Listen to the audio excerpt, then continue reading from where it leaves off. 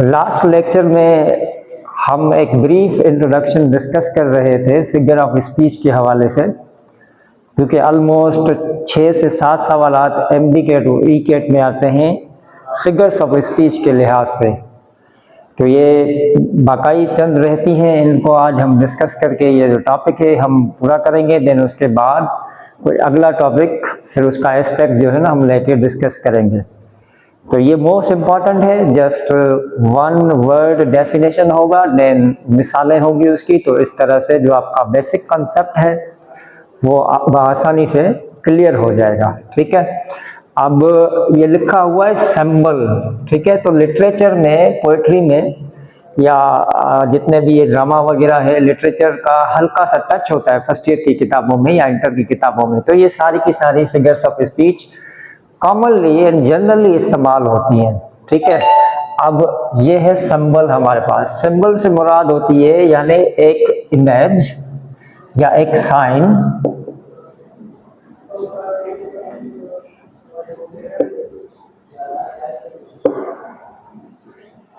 Symbol से मुराद क्या होती है कि एक साइन या कोई चीज किसी की रिप्रेजेंटेशन कर रही होती है। इसको हम कहते हैं symbol, a thing that is representing the another thing. मसलन फॉर एग्जांपल, अगर आप किसी को रेड रोज देते हो, फूल देते हो, तो it is a sign of love definitely. ठीक है, अक्सर जिस तरह से वैलेंटाइन डे में होता है, तो red rose is a sign of representation of love. ठीक है, किसको रिप्रेजेंट कर रहा है ये जो रेड रोज है? Definitely it is representing the love.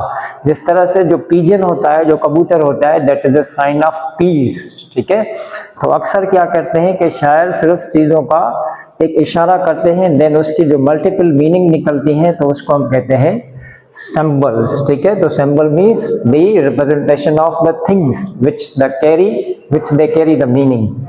Similarly इससे आगे अगर हम जाएंगे तो हमारे पास एक और फिगर ऑफ स्पीच है जिसका नाम है एलिट्रेशन। ठीक, एलिट्रेशन में क्या होता है कि एक लेटर बार बार रिपीट होता है। It is a repetition of a letter. इसको अगर हम शॉर्टकट में लिखें तो ये बन जाएगा repetition of letter in each new word। repetition of letter in each new word। ठीक है, कि रिपीटेशन ऑफ लेटर होगी हर नए अल्फाज में। मसलन अगर मैंने कोई भी लेटर ए से लिखा, कोई भी वर्ड ए से लिखा, तो अगला जो वर्ड आएगा वो भी ए से आना चाहिए, जो थर्ड वर्ड आएगा वो भी ए से आना चाहिए, फोर्थ वर्ड जो आएगा वो भी ए से होना चाहिए। अगर यहाँ पे बी होगा तो नेक्स्ट वर्ड का जो पहला लेटर है वो भी बी होना चाहिए, थर्ड भी में बी और फिर फोर्थ में भी। हेंस जितना भी जुमला आप लंबा लिखोगे तो उसमें रिपीटेशन का होना बहुत जरूरी है। ठीक है, तो ये अक्सर ये टंग ट्विस्टर्स जिस तरह से लैंग्वेज में होते हैं, टंग ट्विस्टर के सेंस में एलिट्रेशन इस्तेमाल होती है। अक्सर टंग ट्विस्टर्स, ये कभी पढ़िएगा नेट पे जाके कि टंग ट्विस्टर्स कौन कौन से होते हैं और उसकी मीनिंग वगैरह किस तरह से निकलती है। अब एक आम मिसाल है जो बार बार आपने सुनी भी होगी, जिस तरह से देखें, ये bestie बंडर bought some butter but the butter was bitter, so she bought some more butter, so she bought some more butter to make her bitter butter better। ठीक है, तो ये एलिट्रेशन का बेहतरीन मिसाल है जो कि जनरली आपको मिल जाता है। अब देखिए ये पहला वाला जो लेटर है ये भी से शुरू हो रहा है, सेकंड भी भी से, थर्ड वाला भी भी से, देन फोर्थ और फिफ्थ भी ये भी से, देन ये बी आ रहा है, बी आ रहा है. So most in the most of word there is a repetition of a word called bee. so best tree bundle bought some butter. अब देखें ये बी की रिपीटेशन आ रही है तो इसकी एग्जांपल्स को आप कहेंगे alliteration. so alliteration is what? the repetition of single letter in each new word. हर नए अल्फाज में रिपीटेशन एक लेटर की होती है तो इसको कहते हैं हम alliteration.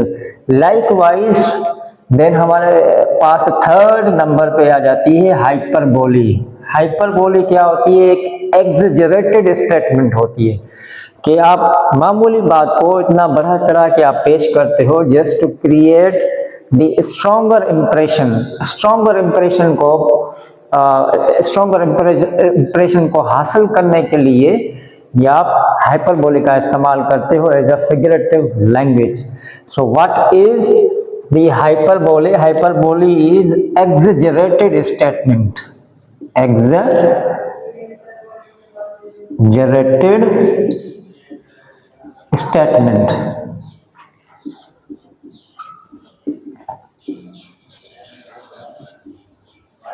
ठीक है, तो what is hyperbole? Hyperbole is exaggerated statement. ठीक, मसलन एक मशहूर जुमला है जो कि बुक है रेनिन मार्टर की, वहां पे लिखा हुआ है तो वहां की लाइन हम यहाँ पे डिस्कस करेंगे.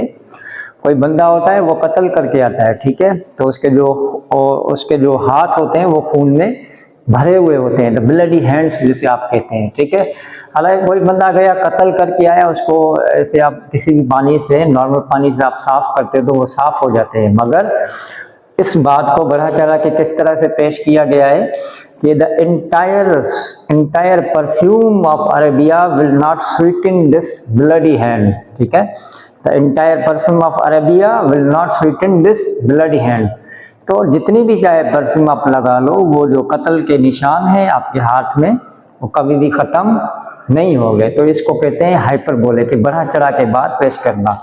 एक और आम मिसाल, जिस तरह से I am hungry that I can eat a lion, मैं इतना भूखा हूं कि मैं लॉयन भी खा सकता हूं, तो ये बन जाएगी आपकी हाइपरबोले. ठीक है, तो what is hyperbole? Exaggerated statement. Then next आ जाती है ओनोमेटोपिया.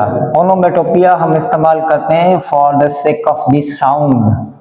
ये साउंड की रिप्रेजेंटेशन होती है, क्योंकि शायरी में बहुत सारे आवाज़ों को एहसास दिलाना होता है. जिस तरह से शायर करता है तो जो ये फूलों की भी जो आवाज़ होती है तो उसको भी रिप्रेजेंट करने की कोशिश करता है. ये हवा के झोंके से जितने भी पत्ते आवाज़ करते हैं, पत्ते उड़ते हैं, इधर उधर होते हैं, तो उनकी भी रिप्रेजेंटेशन देने के लिए ओनोमेटोपिया का इस्तेमाल करता है. ठीक है, जिस तरह से क्रैकलिंग ऑफ द लीव्स होता है, बैंगलिंग ऑफ द डोर होगा, तो onomatopoeia is what? It is just for the sound. बहुत सारे है ना, आप सुनोगे जब आप शायरी पढ़ोगे तो उसमें दरवाजे की भी आहट होगी, फूलों के हिलने की भी आवाज होगी, तो ये उसको ओनोमेटोपिया कहते हैं. आखिरी हमारे पास दो ही बचे हैं फिगरेटिव लैंग्वेज, फिर टॉपिक ये खत्म हो जाएगा. अब है आयरनी. आयरनी क्या होती है? Irony is words that are opposite to the situation. ऐसे अल्फाज जो कि बिल्कुल ही अपोजिट हो सिचुएशन के हिसाब से, हालात के हिसाब से. ठीक है, इसको कहते हैं हम irony.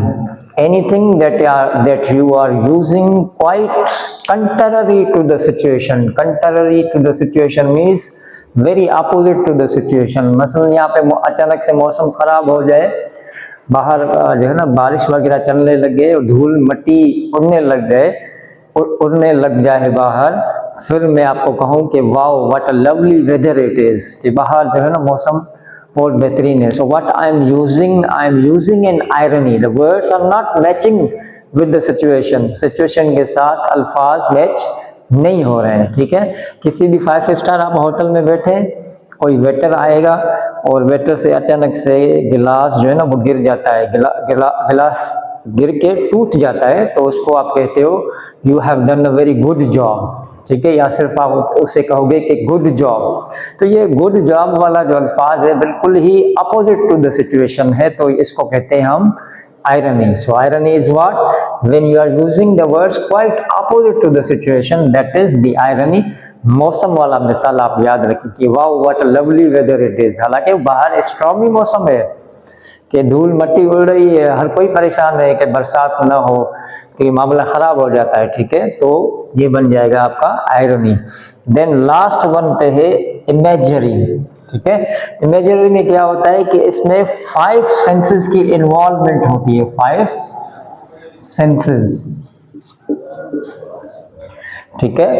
It is the mixture of the 5 senses के, जिसमें आपके 5 ऐसी शायरी या ऐसे अल्फाज जो कि आपके 5 सेंसेस को टच करें तो उसे कहते हैं हम इमेजरी। मसलन जिस तरह से एक सुनहरी सूरज था, वो डूब गया, भाई किसी आप समंदर के साहिल पे खड़े हैं तो आपने उस सूरज की सनसेट को देखा, आपने उस सनसेट को देखने के लिए जा रहे हैं, वहां पे सूरज गोल्डन नजर आता है, वो जब डूब गया तो फिर आप जुमला कहते हो कि the golden sun melted into the deep sea, गल गया, ठीक है। अब देखें golden sun, it is hitting to our the sense of sight, sense of touch को भी आप जो है ना थोड़ा बहुत उसका अंदाजा देते हो, सेंस ऑफ टच, टेस्ट हो गया, स्मेल हो गया, साइट हो गया, वगैरह वगैरह, तो ये 5 सेंसेस की इन्वॉल्वमेंट होते हैं। जिस तरह से कोल्ड ड्रिंक होती है, कोल्ड ड्रिंक को आप गिलास में जब कभी पलटते हैं तो उसमें जितने बबल्स निकलते हैं, तो बबल्स की भी अगर रिप्रेजेंटेशन दे रहे हो तो इट मीन्स दैट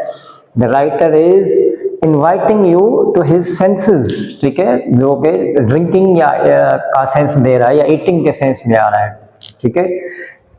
तो इस तरह से हो जाएगा ये आपका इमेजरी। तो ये इतनी जितनी भी चीजें थी आज हमने डिस्कस कर ली, इतना ही आज के लिए था। फिर अगले जो है ना क्लास में हम कोई और एस्पेक्ट टेस्ट का लेके देन उसको डिस्कस करने की कोशिश करेंगे।